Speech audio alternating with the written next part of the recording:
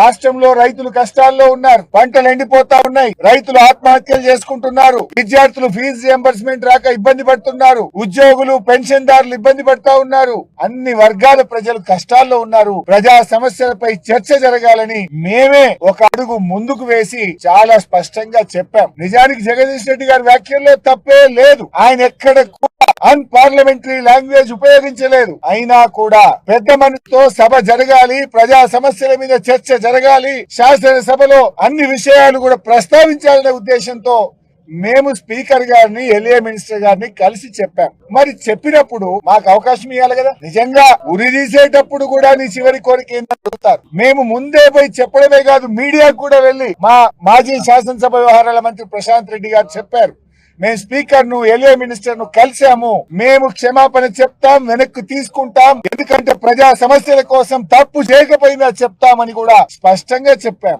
మీడియాకు చెప్పాం, LA minister చెప్పాం, స్పీకర్ గారు చెప్పాం. అంటే దీన్ని బట్టి ఏమర్థమైతుంది? పథకం ప్రకారంగా ముందే మీరందరూ కూడా అనుకోని బీఆర్ఎస్ పార్టీకి అవకాశం ఇవ్వకుండా, జగదీష్ రెడ్డి గారికి అవకాశం ఇవ్వకుండా ఒక కుట్రతో బీఆర్ఎస్ గొంతు నొక్కాలని, బీఆర్ఎస్ ప్రశ్నిస్తే, బీఆర్ఎస్ సభలో ఉంటే వాళ్ళ తప్పిదాలన్నీ బయటకు వస్తాయని ఉద్దేశపూర్వకంగా ఇవాళ జగదీష్ రెడ్డి గారిని సస్పెండ్ చేశారు.